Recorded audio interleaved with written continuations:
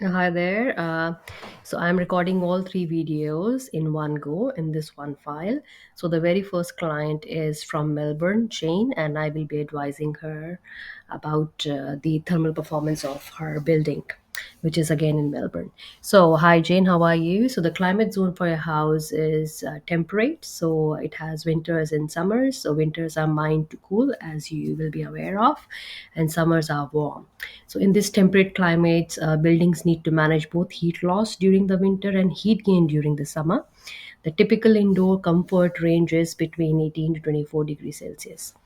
And what could be the local impact, climate conditions that can impact your building performance?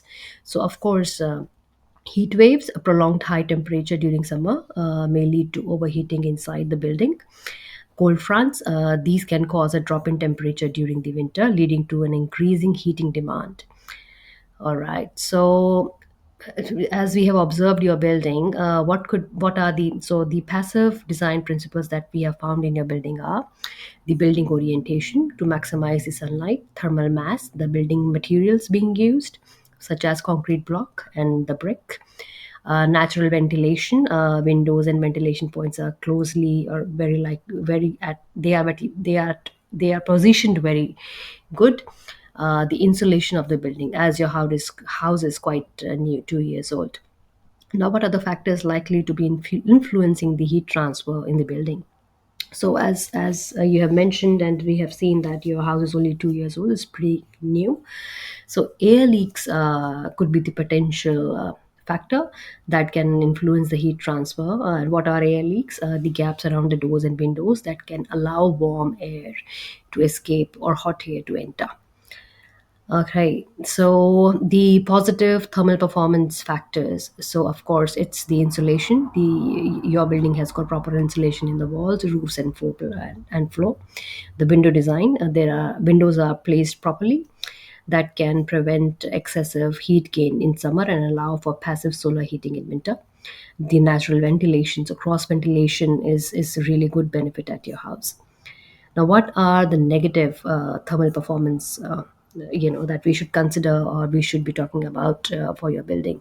So, of course, what we have found out is lack of shading. So, without shading devices or having proper shading, such as awning or different kind of shadings, windows may allow too much direct sunlight into the building, leading to overheating during the warmer months or summer. So these were the factors that we have discussed. In case you have questions, please ask me. If you don't have any questions at the moment, you can email me anytime, and I'm more than happy to respond via email. Thank you.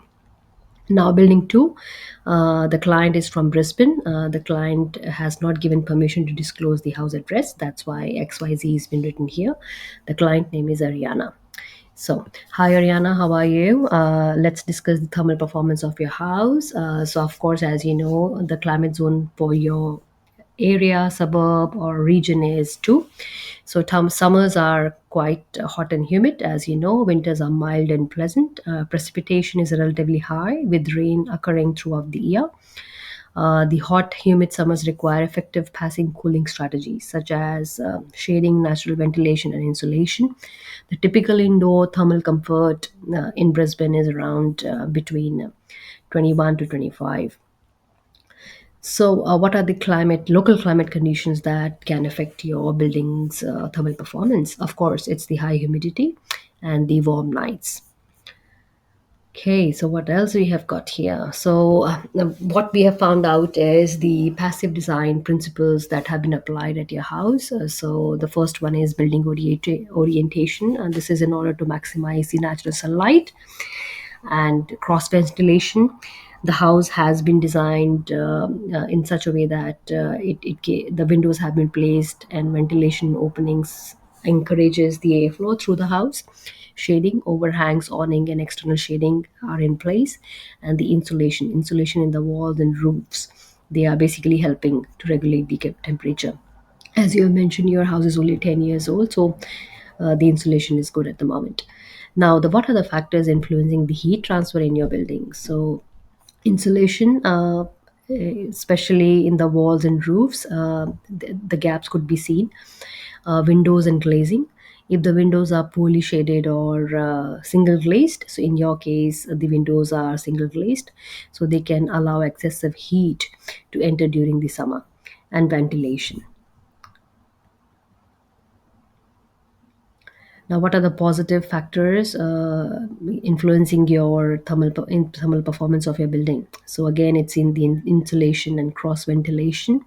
And what are the negative factors? So it's the single glazed windows, which have been pointed earlier as well. So your house has single glazed windows, which is resulting in the heat loss in the winter and heat gain in the summer, reducing building's overall energy efficiency. If you have any questions, you can ask me anytime. Otherwise, you can email me and I will be happy to respond through an email. Now, building three.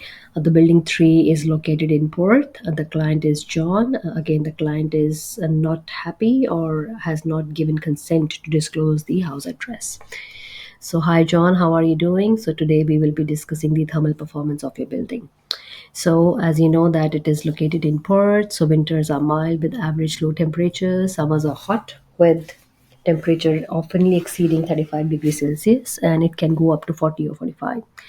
So, in winters, of course, buildings need to retain heat without excessive energy use. In the hot climate, buildings need to be designed to keep it cool.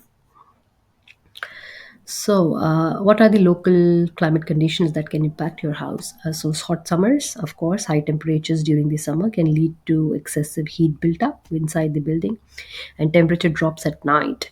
So, that can also require more heating during the evenings, cooler evenings.